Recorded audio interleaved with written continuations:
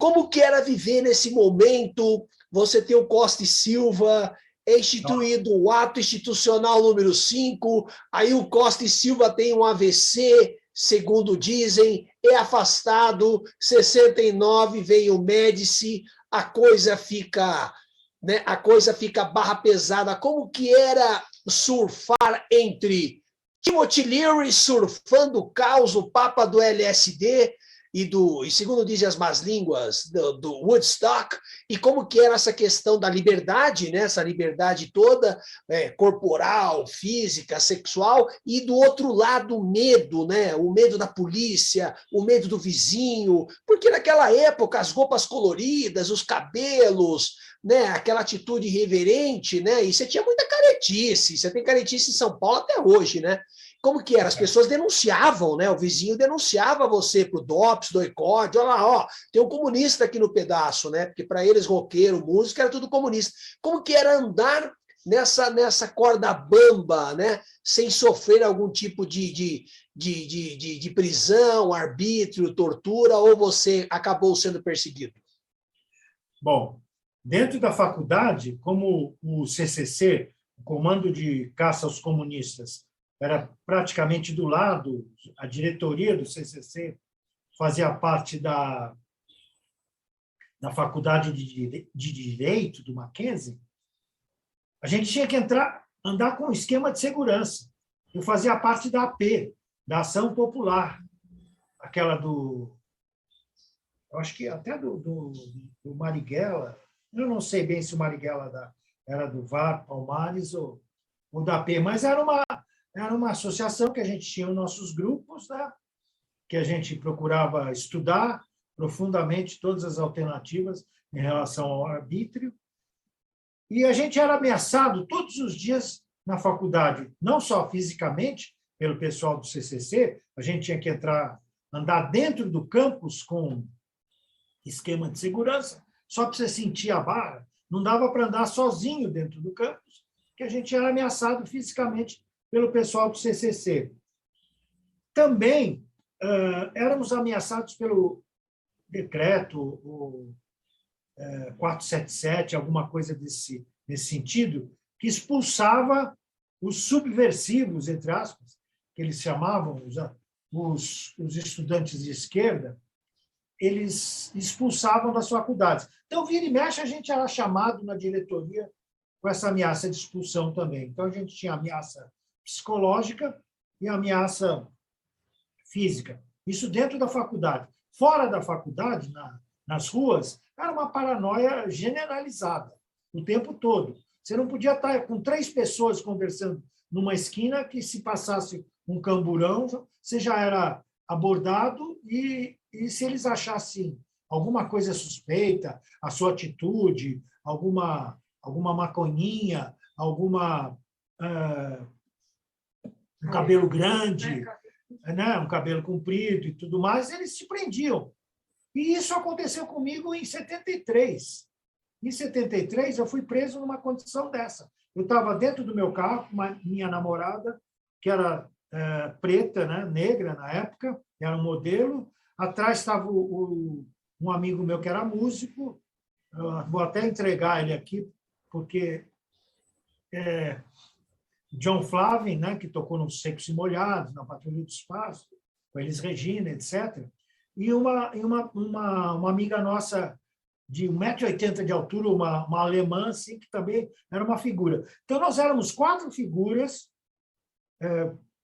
suspeitas, entre aspas, para o sistema, que estavam dentro da minha vaga, subindo a Rebouças. E um camburão nos intercepta, se eu não brecasse, eu batia nele, nós somos obrigados a parar e ser revistados e tudo mais. E eu nem sabia que alguém lá, nem sei quem era, tinha uma coisinha, uma baganinha, um pacotinho, alguma coisinha de maconha. Ou seja, eles jogaram a gente no camburão, já na base da porrada, do empurra, os 4. E nós fomos presos na delegacia ali é uma travessa da Augusta, paralela, enfim, é uma das delegacias que tinham esse esquema, né, de tortura e tudo mais. E eu fui o escolhido, né? Eu ganhei o prêmio de ser o torturado no fim de semana. Eu acho que os torturadores não tinham muito o que fazer, então, apesar de eu não ter nenhuma acusação mais grave, né, eles acham que a gente tinha que entregar o pessoal que vendeu o fumo. Essa era a desculpa, a justificativa para nos prender e nos torturar. Além das porradas, os caras me levaram para um subterrâneo, um quartinho, tiraram a minha roupa, não sei por que me deixaram de cueca, porque normalmente eles tiravam a roupa toda das pessoas, me penduraram no famigerado pau de arara, né? Que era uma coisa terrível, me davam umas porradas de cacetete nas costas, assim. Se a porrada de cacetete já dói quando você está de pé normal, imagina num pau de arara. E me colocaram os fios desencapados entre os meus dedos do pé, sabe? Entre os meus dedos do pé. Daí tinha a famosa maquininha, né? Eles iam fazendo umas perguntas absurdas, né? Que mandou? E quanto mais rápido eles giravam a maquininha, o choque era mais forte. Cara, eu saí de lá com as pernas tremendo, né?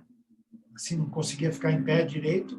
Voltei para a cela, que tinha um monte de malandro, gente que não tinha advogado, gente que não tinha nada. Umas 12 pessoas, uma cela minúscula.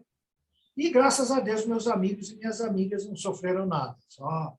Só ameaças e tal, né? Empurrão, talvez algum tapa, alguma coisa. Por sorte, por isso que eu digo que eu sou um afortunado. Depois de 2 dias,